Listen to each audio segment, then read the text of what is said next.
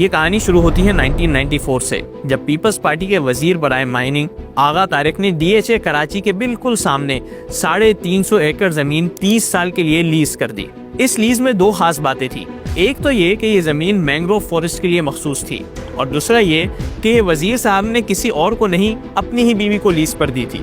2 سال بعد انہوں نے یہ لیز 30 سال سے بڑھا کر 99 سال تک کر دی، اور غیر قانونی طور پر مائننگ لیز کو کمرشل اور ریزیڈینشل لیز میں تبدیل کر دیا۔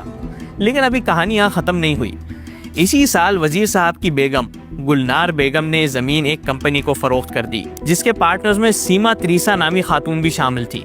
مزے کی بات یہ ہے کہ یہ خاتون گلنار بیگم کی نوکرانی تھی۔ واہ، یہ بھی کیا تاریخی واقعہ تھا جب ایک نوکرانی نے اپنی ہی مالکن سے کروڑوں روپے کی زمین خرید لی۔ اگر آپ کو سمجھ نہیں آیا کہ گلنار بیگم نے یہاں کیا کیا ہے تو پلیز پوگو دیکھیے۔ خیر، کچھ سال بعد جنرل مشرف کے دور میں اس زمین کا کیس نیب میں کھل گیا۔ چیئرمین نیب نے کہا کہ یہ زمین الاٹ ہی نہیں ہو سکتی تھی کیونکہ یہ ملیر ریور بیڈ میں آتی ہے۔ اگلے کئی سالوں تک اس زمین کے کیسز مختلف کورٹس میں چلتے رہے، یہاں تک کہ 2007 میں گلنار بیگم کے شوہر آغا طارق کا انتقال ہو گیا۔ لیکن پھر سیروں کو سوا سیر ٹکر گئے، زمین سسٹم کے راڈار پر آ گئی۔ یاد ہے نا وہی سسٹم جس کا ہم ذکر کر رہے تھے پہلے؟ ہوا کچھ یوں کہ 4 نامعلوم افراد سندھ بورڈ آف ریونیو پہنچے اور انہوں نے دعویٰ کیا کہ ان کے پاس اندرون سندھ میں 600 ایکڑ موروثی یا آبائی زمین موجود ہے۔ وہ چاہتے ہیں کہ اس 600 ایکڑ زمین کے بدلے انہیں کراچی میں ہی کوئی زمین دے دی جائے۔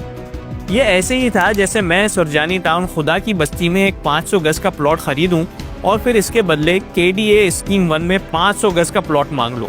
لیکن گیس واٹ، ان 4 نامعلوم افراد کے کیس میں سندھ بورڈ آف ریونیو میں بیٹھے حاتم تائیوں نے انہیں اندرون سندھ زمین کے بدلے کراچی میں این DHA کے سامنے 490 ایکڑ زمین عطا کر دی، وہی زمین جو کسی زمانے میں آغا طارق نے اپنی بیگم کے نام کی تھی۔